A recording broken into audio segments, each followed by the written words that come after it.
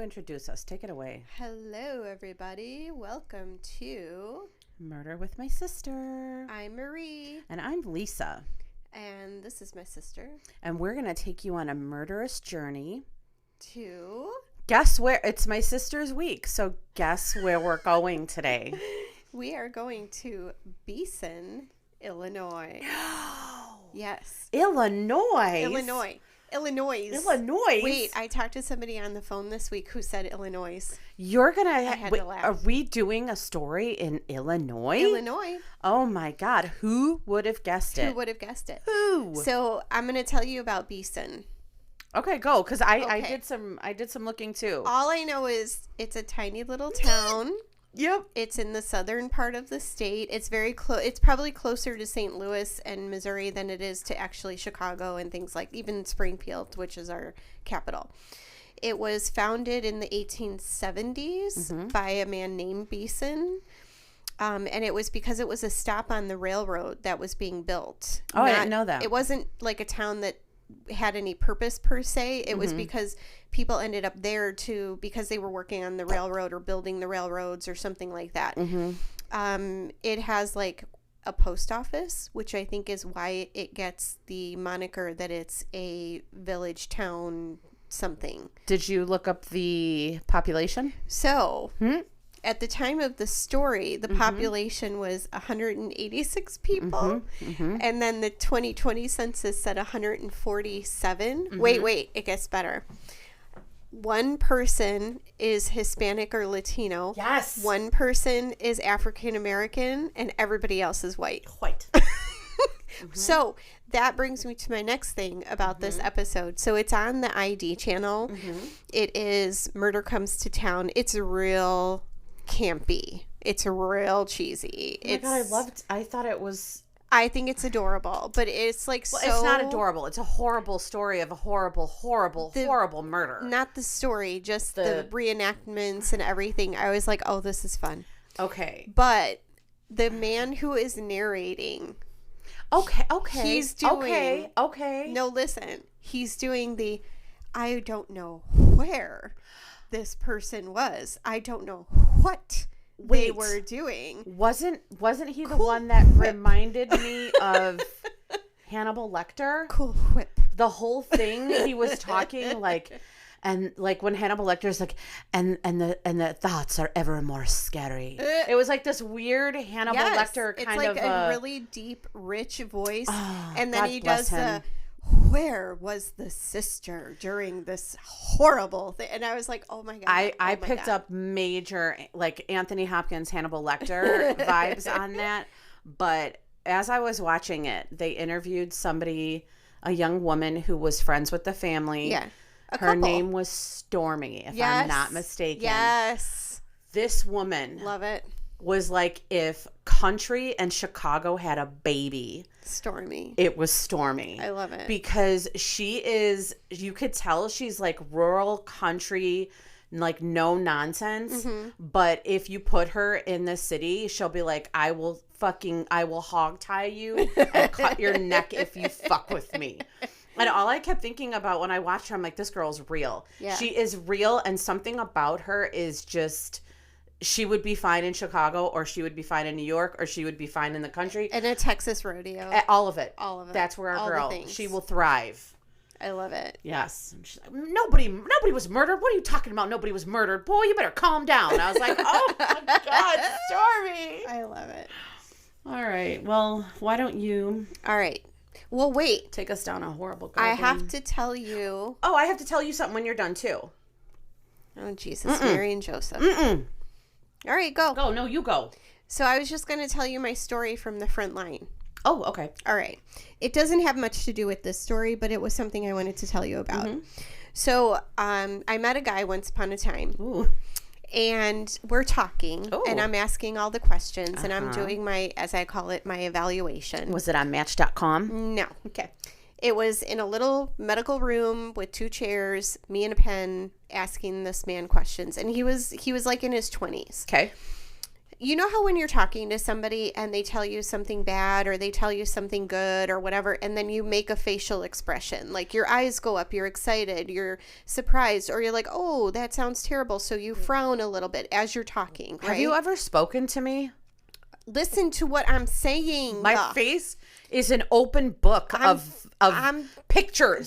Pop-up pictures. Listen to what I'm saying. Please go. So this is how people normally would act. Mm-hmm. They have expressions. They have feelings. It's on your face, right? Mm-hmm. Yep. As I'm talking to this kid and I'm asking him all the questions, I'm asking him about past traumas and things like that because of the nature of why I was seeing him. Okay. And as he's telling me his stories and he's, telling me what happened. What? I don't know if you're going to tell us everything, but if you don't, I'm going to need to know more after this. Yeah. Okay. I don't do that, by the by. I need to know it all. But anyway. Okay. So as I'm talking to him and he tells me something bad and I frown or I see his face do the same, mirror what I'm doing. Don't think anything of it. Never got a weird feeling. Never had any problem. He was very kind. He was open, cooperative, the whole thing. He wasn't combative, whatever. So I finish all the things I'm talking to him about. He goes away. Maybe the next week, I'm talking to one of the other staff people in this facility who I love, and I'm really sad that you know who you are. I'm sad you moved to Texas because I miss you, Corby, but that's okay. Don't! Corby, it's my friend. You have to stop saying names. Anyway. Okay. So Corby tells me, he's like, oh yeah, he's a total sociopath. And I was like, wait, what? And he goes, yeah, Marie, didn't you notice? He doesn't have an expression. He doesn't have any feelings. Everything he says, he doesn't know what face to make or how to react. He's watching you for what he should be portraying. And I was like, wait, what? He goes, oh yeah. I clocked him after the second session that I was talking to him and I realized what I was talking to. He said it like that. That made the hair on the back of my neck stand up. Are you talking about my husband? Maybe. Okay. He goes, so then I stopped making expressions to see what would happen. Oh, my. He's so very just asked a question, didn't raise my eyebrows, didn't I was very careful about what I said or how I behaved. And he can't do it. He can't give you an expression if you don't give him one to portray. And I was like, oh, this is so creepy. Interesting. So next time I met with him, I only have 3 sentences to ask these people after the initial time that I spend a lot of time with them. So I asked the 3 questions. Go. And I don't make any facial expressions. I'm bland as I can be. I don't even know if I could do that. It's not, it's hard. It sounds impossible. It's hard. I'm making an expression right now at that expression. Just thinking about it. Okay, go ahead. So I'm with you. I'm talking to him just to test the theory. Now, I also am a big fat coward, and I will not speak to any of these people with the door closed. You're a psycho. I will sit in the room with them. We sit at the far end of the room. It's a very big room. Nobody can hear us. It's fine. But I do not close doors in this facility. So we're talking, and I realize what Corby says is exactly what's happening. Okay. And then that made me start thinking about the thing I read once where I'm like, this is the longest story ever. How many times is the average person in the presence of a serial killer?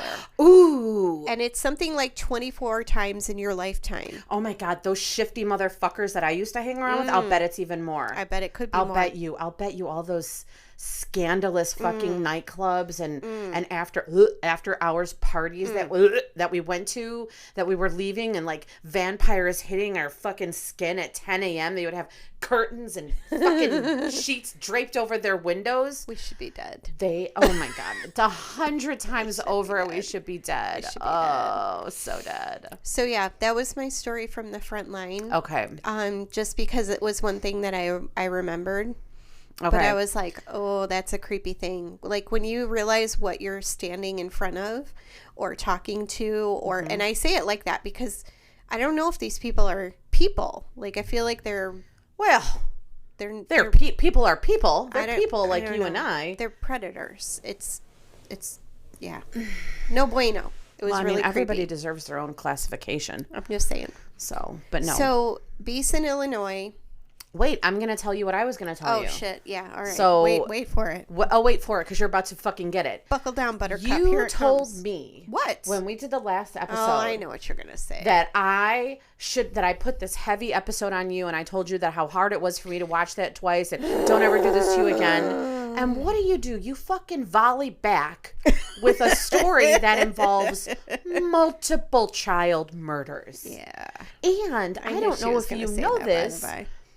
She's my sister. You also brought me on my most trigger point. What? The thing that keeps me up every fucking night. The reason that I have bars and locks and alarms and cameras and lights all over. What? Crimes of opportunity. True story. The worst. I am convinced. The rarest, but the worst. I am convinced that somebody is going to just walk past my house one night and they're going to be like, ooh, that house looks good because... XY. Insert. Because she's got a Mickey Mouse welcome pad on the front. Well, I'm going to Mickey Mouse her fucking face right into the... What? You don't have a welcome mat that says welcome, do you? Yeah. Never put the welcome on the door. Like, all these I think signs, it says welcome home, too. Oh, all these signs. I think it says welcome home. I will never, ever, ever put anything on my door, on my porch that says welcome. Do you think for the vampires or for the... Yes, but also because I have... Vampires are real. I have family members that I do not want. I do not? I do not? That's... So my daughter is we went through potty training recently, and... Whenever she would have to pee, I would say, Aubrey, do you have to go to the bathroom? And her reply was always, I do not. Or if she shit her pants, and I'd be like, Aubrey, did you shit your pants? I did not. It's very... I do not? I do not. So that's where that came from. Okay. Anyway. So I wanted to just mention that. We're going to talk about crimes of opportunity. We are going to talk about this poor family from Beason, Illinois. I'm going to sit back and drink my... beautiful Margie. I'm going to need you to jump in. Oh, no. Oh, have you ever known me to keep my goddamn mouth shut? I'm going to need you to jump in once in a while. But first, you're going to hear me wrestle around and get mighty comfortable on the couch. She's adjusting her things. Sorry, we're all getting colds. The back-to-school cold in Illinois that everybody has. Mm-hmm. COVID, stomach flu, who fucking knows? But we're all rocking it out. All right.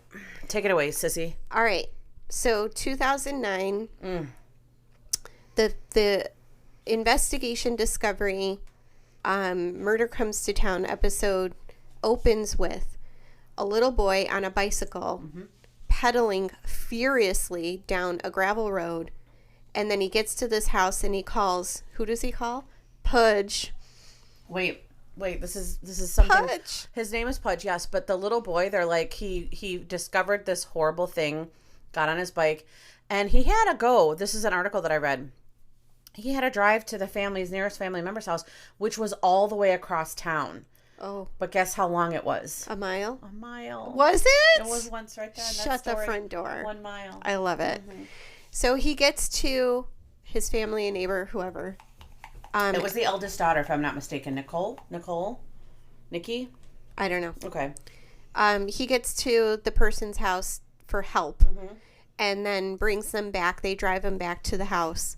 And then it opens up on, they find blood on the front porch. They go inside. They see that the family members are laying and deceased. They call the police, which I think might just be one car. It might even be state police. Yeah, it was state police. I don't think they have a police station. They have a post office. They have a post office. I saw that. Code. Yes. Mm-hmm. So... they come in, they realize that everyone had been killed, and they start kind of doing their thing. I want to know what that daughter's name is, because we owe her that a little amount of dignity. The littlest one? No, I know the littlest one's the older daughter. I want to say her name is Nicole, but she deserves... You keep talking. I'm just going to look this up. What? Okay. No, go ahead. I don't remember how many children total that they had. I feel like it was 5, including the eldest daughter. Okay. So neither here nor there. The state police arrive. They start walking through the house. At some point, they find the youngest little one, who's like 3, and they realize that she's not dead. Mm-hmm. So in that moment, they have located the eldest daughter, who had moved out of the house, and she was like 18-ish, moved out of the house. So they find her at work. She pulls up just as they bring the little girl outside. Mm-hmm. And then load them into an ambulance and off they go. So this was my other thing. The closest hospital to this town, I was curious about that, is Peoria, which I think is like 40 miles, 50 miles away. Mm-hmm. Now, there might be like a small rural hospital close by, but considering the baby's injuries, for what I think Peoria is where they brought her to. Yeah, I thought they might have said they ended up airlifting her. Eventually, they may have stabilized her and airlifted her. So it was Ricky, Ruthke, Justina Constant, Dylan Constant, and Austin Gee were the family members, and then little Tabitha, is that right? Tabitha was the baby. The baby, and then the older sister. Why can't I not see this? I'm so sorry if she is ever listening that I don't have and I her didn't name. take my good notes that I usually do. Yeah, you don't have No, a I notepad don't. right in front of you. Tabitha Austin. Okay, continue. So story goes on, things go on. They go through like each of the family members, who could have done this kind of a thing. So they go back to Rick and Ruth. Mm-hmm. It sounds like they had fallen on kind of hard times, and Rick was really struggling to find work close by and keep everyone fed and whatnot. He had a friend that was like a neighbor or something that he spoke to, and I'm saying that in quotations. She was hearing impaired. Yes. So their way of talking was through the computer. So hang on. This is where I was watching that episode, and this is where it's very, it triggered a memory for me. Do you remember when we went down to visit Becky in Tennessee? Yeah. And she's like, you can go visit Sherry. These are all our aunts. These are our mom's sisters.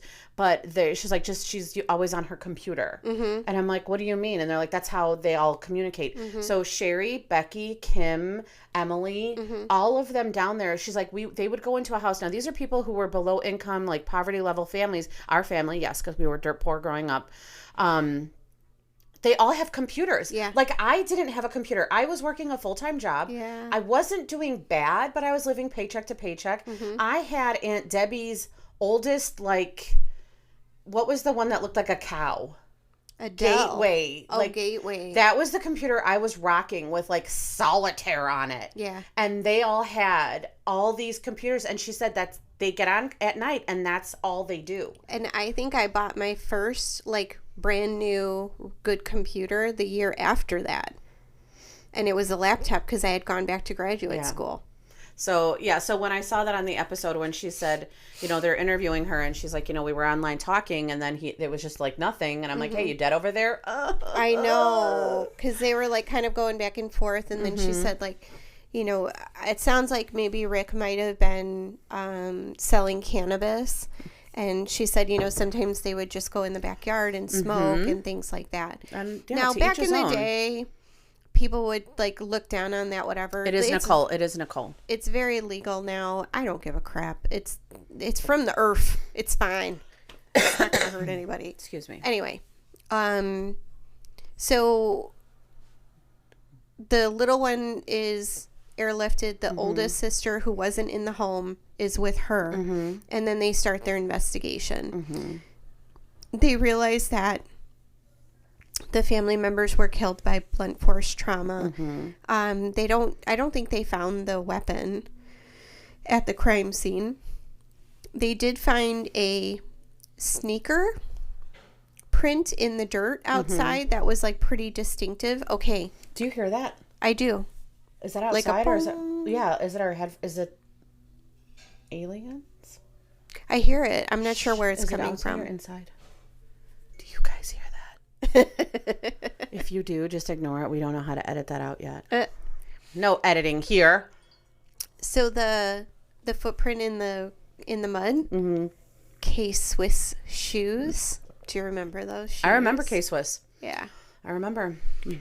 So very distinctive tread pattern, blah, blah, blah, blah.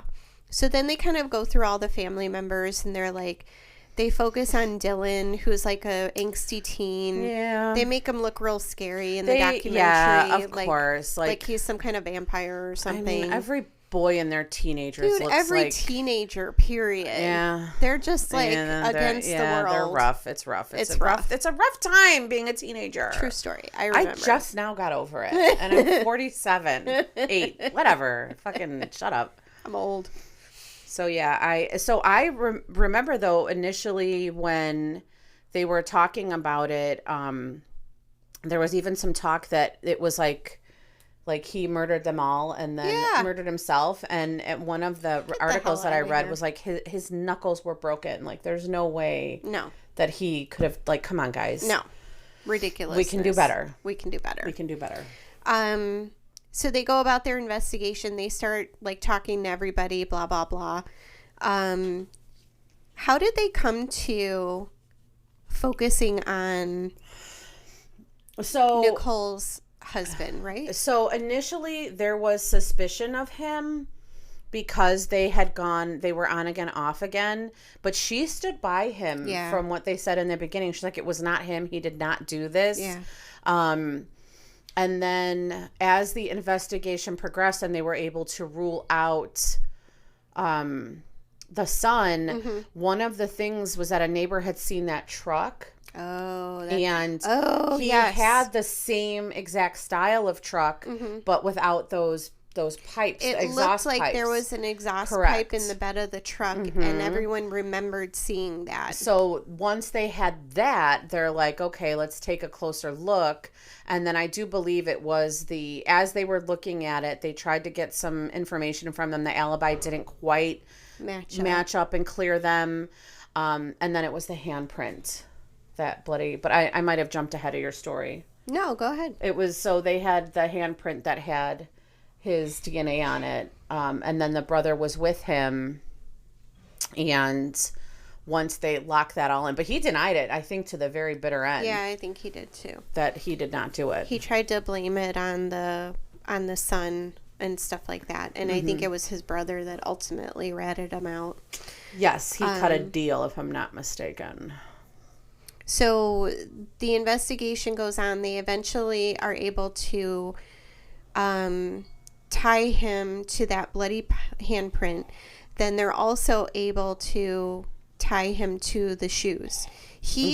Okay, so this is my hashtag stay stupid comment. This guy does this. Oh, yeah.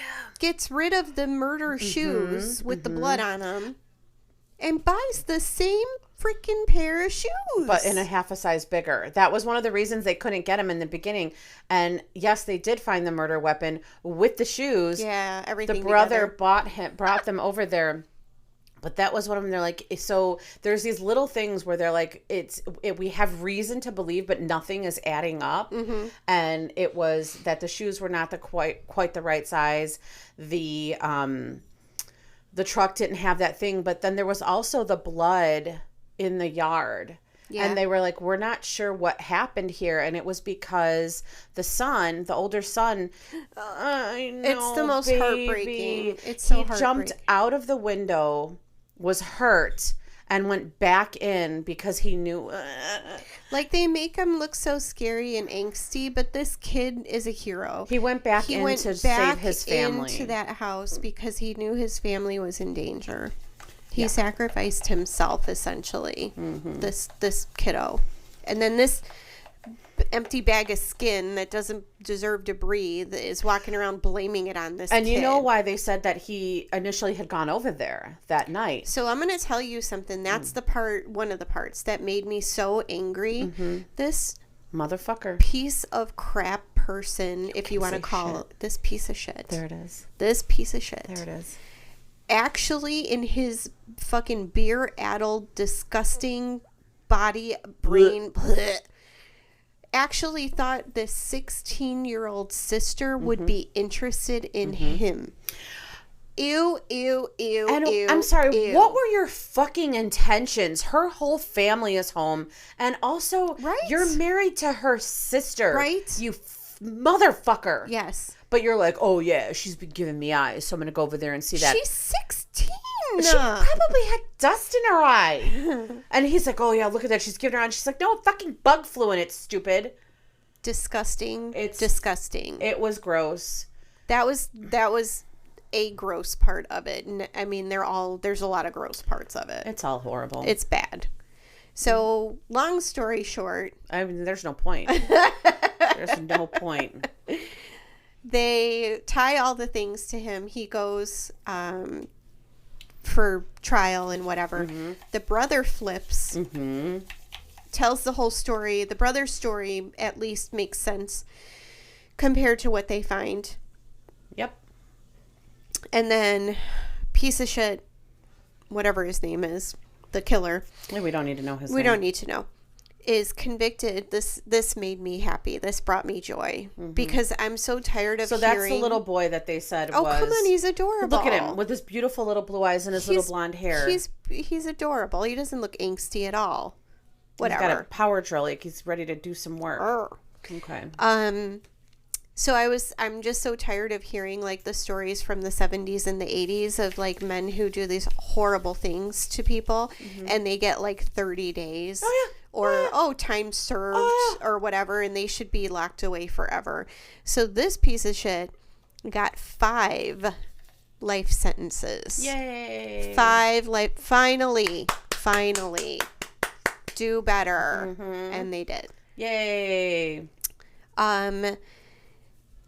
He tried to appeal or something, and the jury upheld the conviction because he is still trying to say that Dylan is the one who caused all this havoc. Yeah. And then I don't remember if it was Stormy or if it was one of the other family members that they spoke to, but they said that Tabitha is doing wonderfully. She fully recovered. She's thriving. She's a lovely young lady, and all that madness, at least there was some good thing. Yeah. And then, like I said, at the time of the murders, the census in Beason was like 186 people, and then in 2020 it was only 146 people. They got the fuck out of Dodge. They got yeah. So it's funny that you hang on, because I don't want to lose my train of thought here. It's really easy for her to lose her train. It is. Okay. Okay. Ugh. So when you said that this is what you were doing, and I was like watching the episode, I'm like, fuck, she just triggered me. She triggered me into because of the whole crime of opportunity. Oh no. So when I was doing the research, and we're only at 27 minutes, so I'm going to pop this one in there. Go ahead. Not that she doesn't deserve her own episode. It's fine. But it's a segue into this crime of opportunity, because I did some digging around, and it actually turns out that there's a crime triangle which identifies 3 factors that create a criminal offense: the desire of a criminal to commit a crime, the target of the criminal's desire, and the opportunity for the crime to be committed. Okay. So those are the 3 things. And crimes of opportunity traditionally are an escalation in a crime that's already happening. So like a burglary that turns into an assault, a sexual assault that turns into murder. But every once in a while, there are these cases where it's an actual crime of opportunity, where they're like, we're just gonna fucking do this. We happen on this place. And when that episode had first aired with Beason, and everybody was standing by Nicole and her husband, and they're like, it wasn't him. So they're like, who fucking did this? Because no one in this town did it. And they're like, did somebody just happen on this family and kill them all? And I was like, random. Fuck, that's petrifying. And it made me think of this young woman in Indiana, not too far. You're okay. We're still here. Don't worry. You know what? Kick rocks. In Indianapolis, her name was Amanda Blackburn, and she was 28 years old. And on the very early morning of November 10th in 2015, there were 3 men who had been burglaring houses. And her husband got up early that morning. He was a pastor. Burgling. Is that wrong? Burgling? I don't know. Go ahead. Thank you. And he had gotten up early to go to the gym. I don't know. Like, I don't even understand that type of person. I know one of those guys.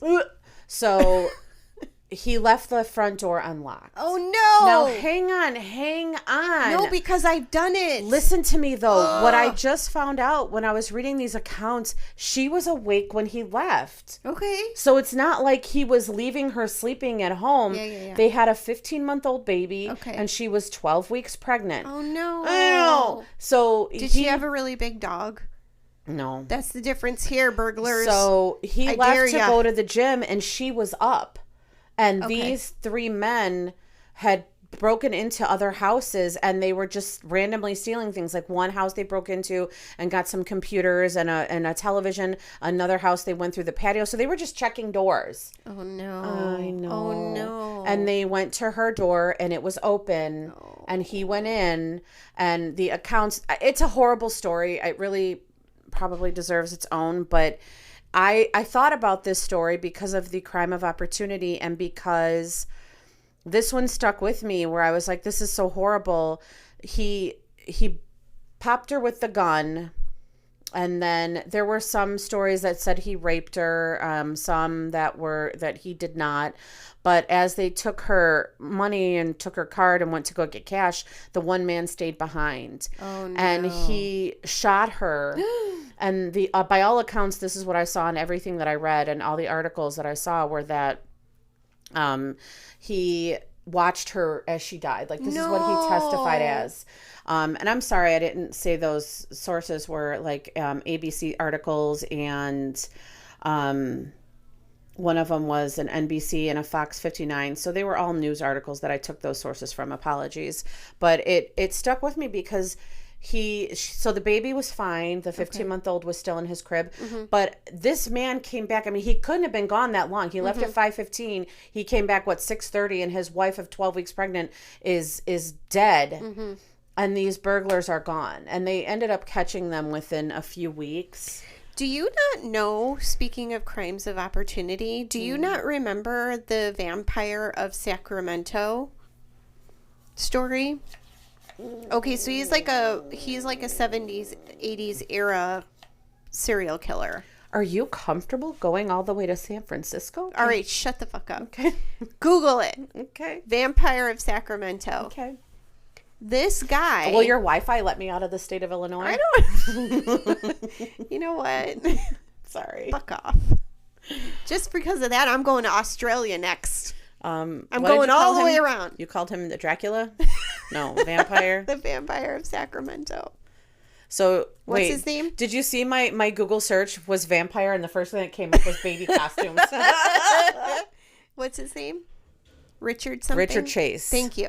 All right. So this guy, now he, I believe, is actually a little insane. Mm-hmm. But he said that how he chose his victims was because he would walk by the houses and try the doors.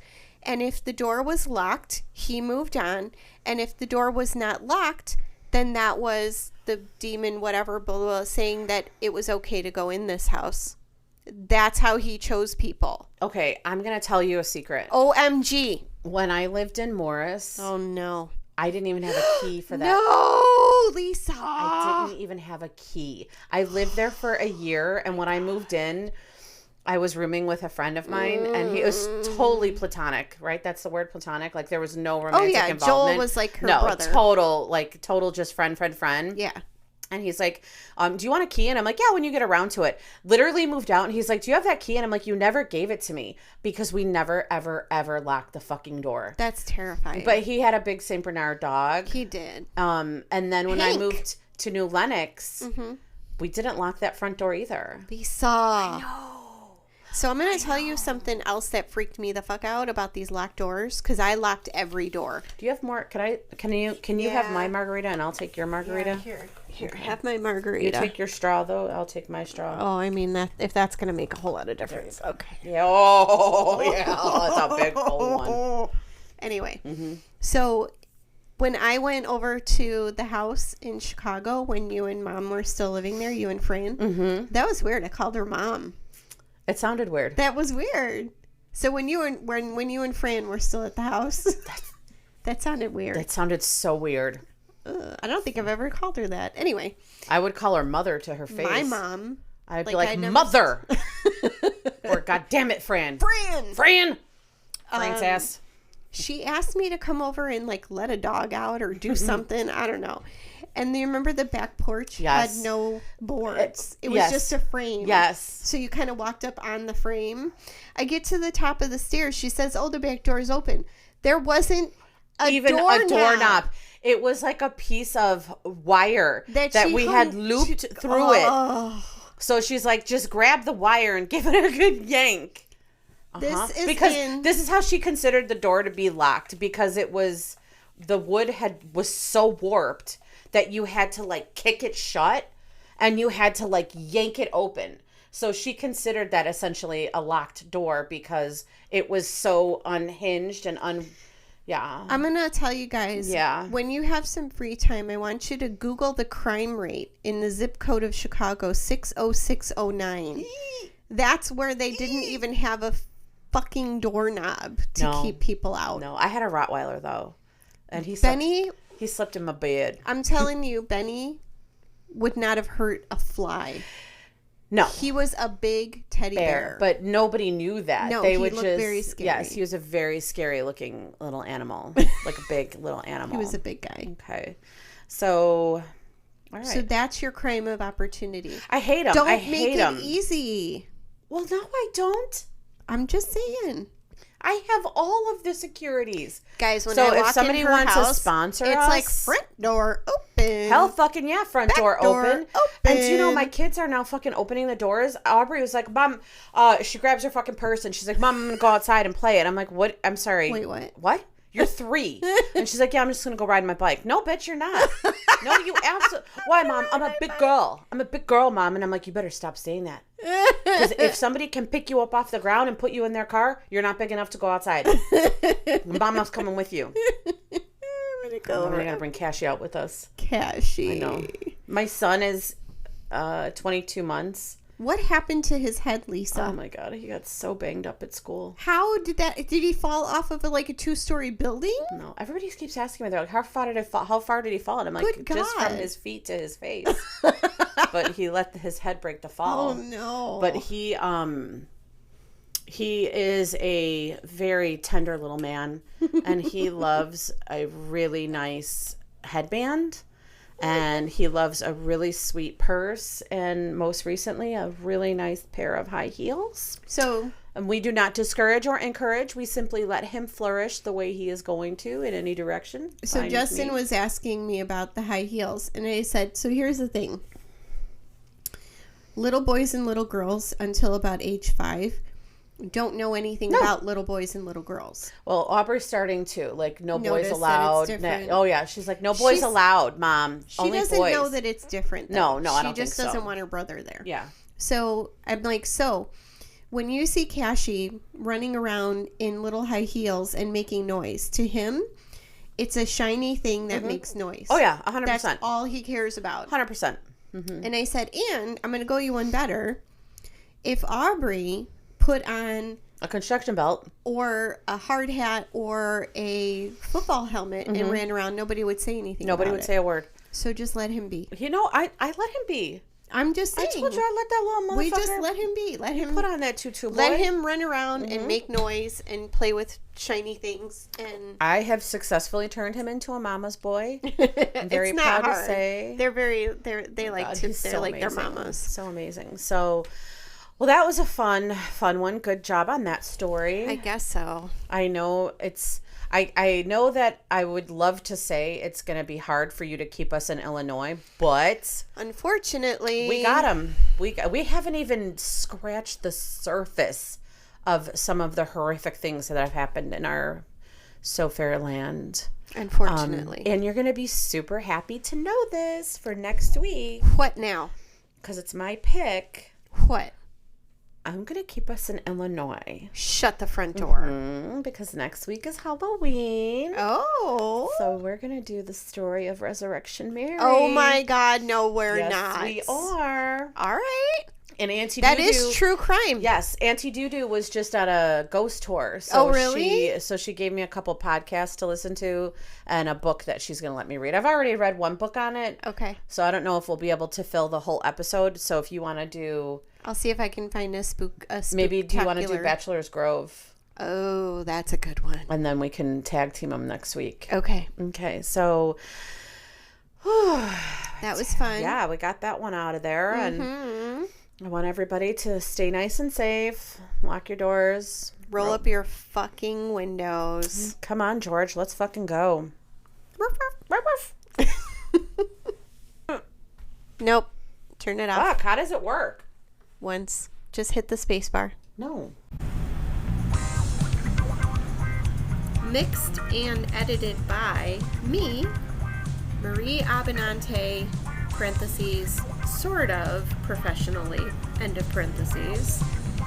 Executive produced by my sister, Lisa Linsner, and me, Marie Abenante.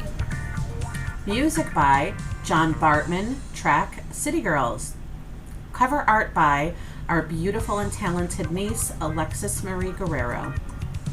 And we did all of this on our platform called Riverside, which is very user-friendly and lovely, and I hope it sounds good and looks good, and Riverside, forgive us for embarrassing you. And thank you. And thank you.